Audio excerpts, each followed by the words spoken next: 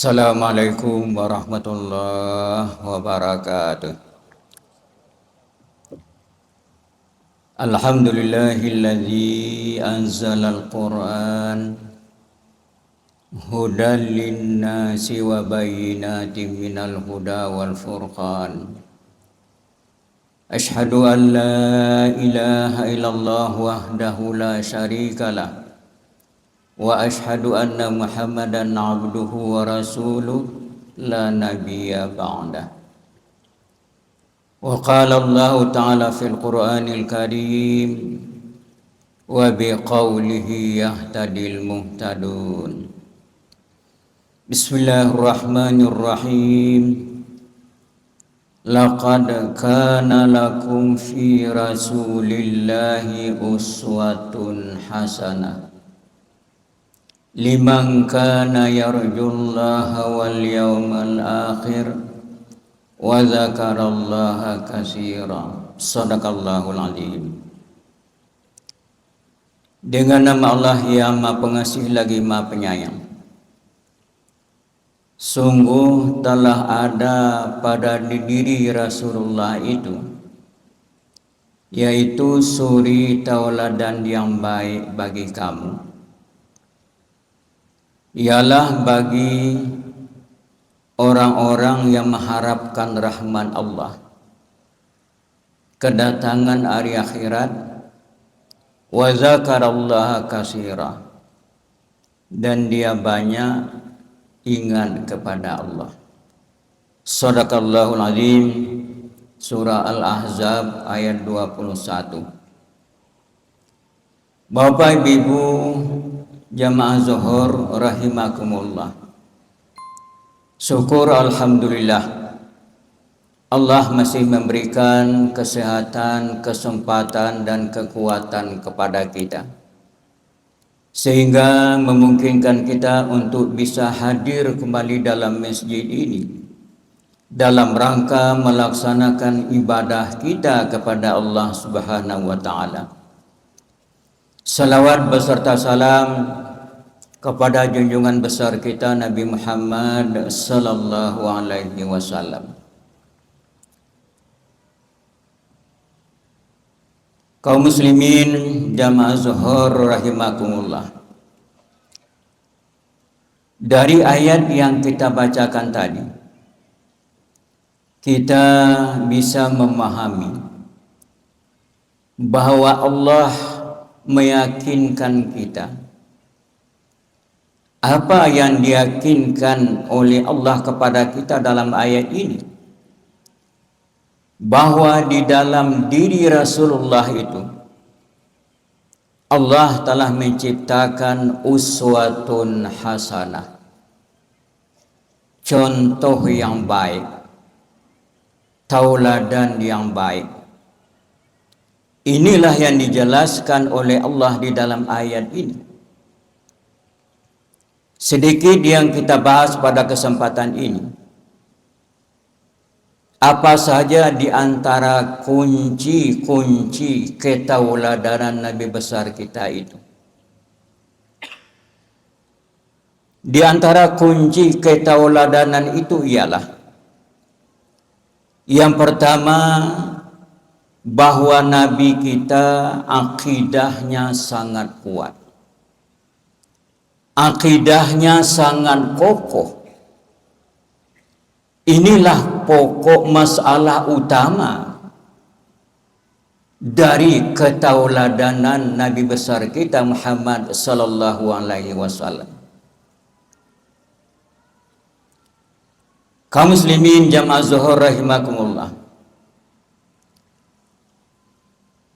Kalau kita lihat di dalam sejarah, sewaktu Rasulullah mulai mengembangkan dakwahnya di kota Mekah,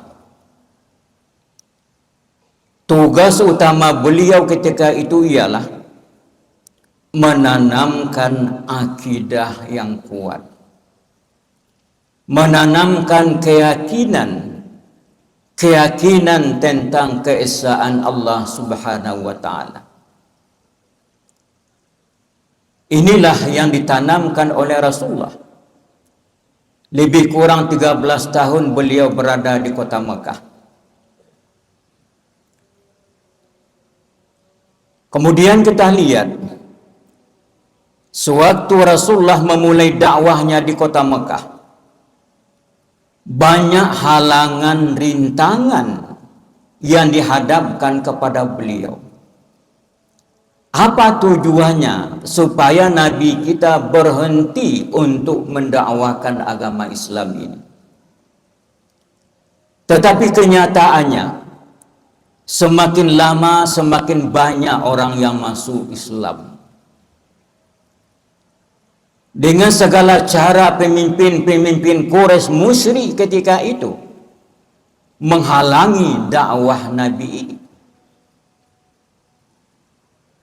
Pada satu kali, karena beberapa cara yang sudah dicobakan untuk menghentikan dakwah Nabi ini, mereka tidak berhasil. Kemudian mereka mengadakan pertemuan mencari kesepakatan apa langkah berikutnya. Maka di dalam pertemuan itu disepakatilah, kita coba tawarkan kepada Muhammad kekuasaan apa yang dia inginkan di kota Mekah ini.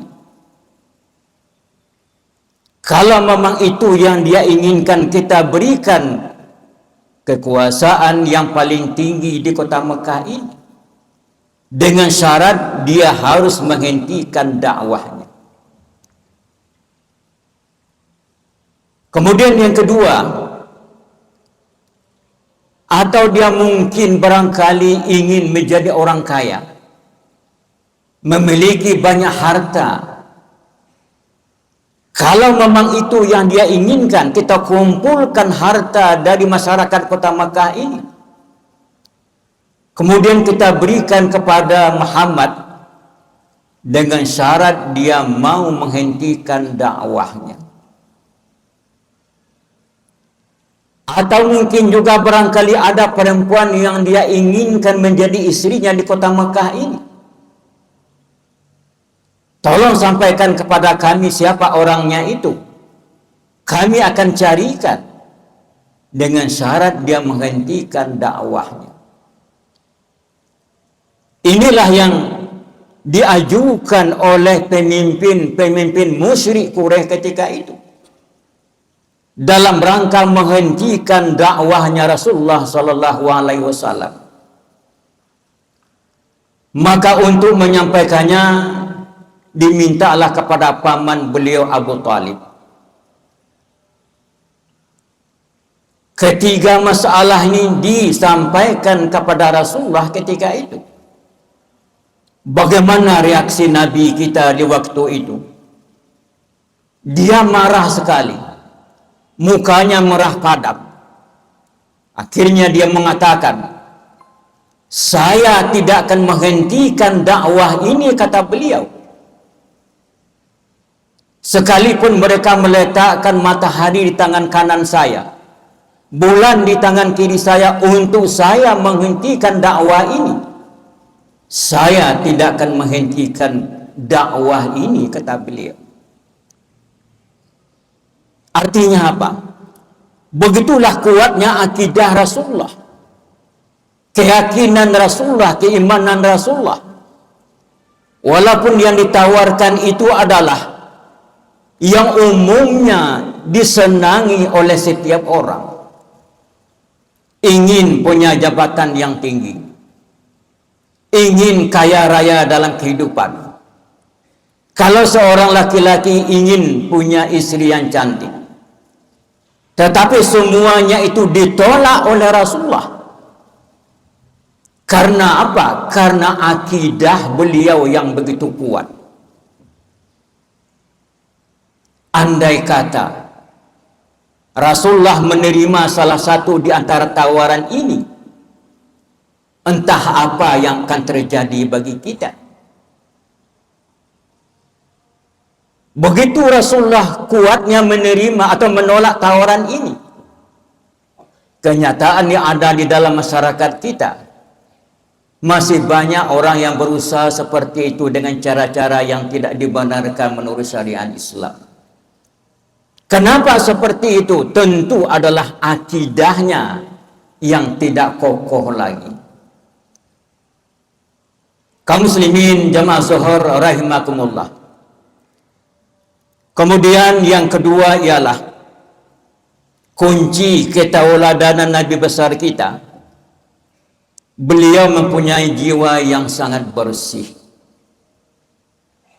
Di antara orang yang bersih jiwanya, cirinya ialah tidak pernah ada dendam di dalam hatinya itu. Rasulullah tidak pernah mendendam betapapun orang menyakiti beliau, tetapi beliau tidak pernah ada dendam di dalam hatinya. Sewaktu Rasulullah pergi dan pulang dari salat di kota Makkah, ada orang yang selalu meludahi beliau. Kemudian satu waktu Rasulullah pergi salat, tidak ada orang yang meludahi itu. Dia tanya kepada sahabat, kenapa tidak ada orang yang meludahi saya hari ini? Padahal selama ini setiap saya pergi dan pulang dari tempat salat ini selalu diludahi. Apa kata sahabat? Ya Rasulullah, orang itu sekarang sedang sakit. Kalau begitu mari kita salat.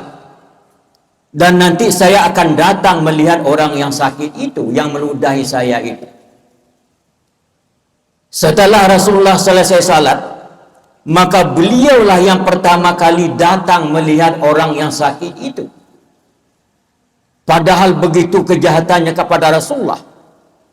Setiap kali Rasulullah pergi dan pulang dari salat, selalu diludahi oleh orang itu. Tetapi Rasulullah tidak pernah ada dendam di dalam hatinya itu. Inilah juga di antara kunci dari ketauladanan Rasulullah sallallahu alaihi wasallam.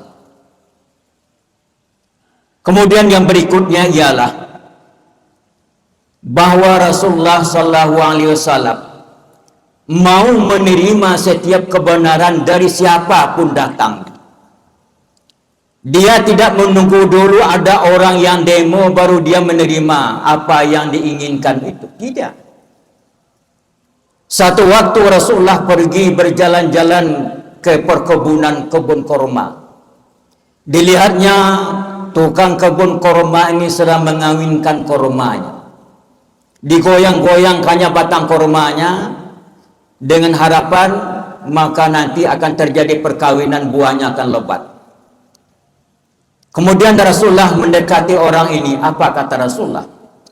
Tidak usah engkau kawinkan. Nanti dia akan kawin sendiri. Kalau datang angin nanti dia akan kawin sendiri. Kemudian petani ini tidak lagi mengawinkan kormanya. Setelah panen ternyata hasil panen itu jauh lebih kurang dari yang dulu. Kemudian mereka datang kepada Rasulullah, ya Rasulullah, dulu engkau melarang kami mengawinkan korma ini, tidak kami kawinkan. Tetapi nyatanya hasilnya jauh lebih kurang dari pendapatan yang dulu ya Rasulullah. Apa jawaban Rasulullah ketika itu?